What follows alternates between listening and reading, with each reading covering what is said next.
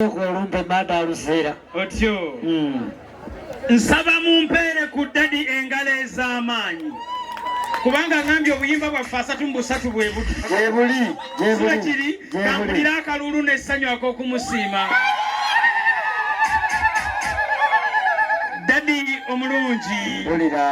webale nnyo webalire ddala nakoze ekinze ekyaddala kyewakatukolako n'enkoko tesobola kukikola abeewange bakuba engalo ez'amaanyi abalangira n'abambe kitange omulungi ekyaddala tusanyuse maaso ebisige bisambandege n'abalaba era essanyu lye tulina tukirako ery'ekikutuzo ekirabye kiba kityo Daddy omulungi kkiriza nkutegeeze nga bwe ntegeeza n'abaasigadde nnabweru mbabuulire ebifudde ennamayumba nteredde bubya abasigadde ennabweru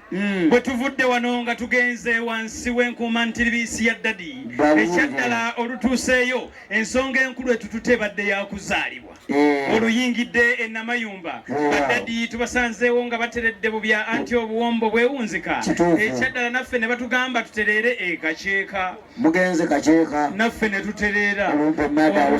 olutuuse ekaceeka tewabadde kulondobereza yadde bw'atyo Daddy n'atugamba twanjule ensonga enkulu etuleese kubanga omwana azaalibwa wansi wa kasolya nabwe gutyo senga kyami wabiri oyakomba enziro ku mabega ng'amaze okukikoonamu sitampu nti mwana mulenzi Edbert yayawukanye muffe era yatuliddemu akendo ky'okolaba ye tayinaako buno bwe twazze kulya ye mwawule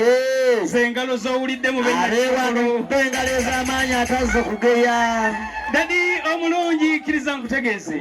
olutuuse nga tumaze okusimba ensonga tuzitegedde ng'ekyaddala tewali wadde ekiziyiza ŋŋamba eky'eggaali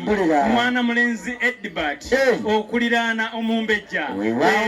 engalo ez'amaanyi omwana omulenzi ono abategeeza genda mu maaso tuli bazaale bajjo engalo n'akalulu tuli baana wano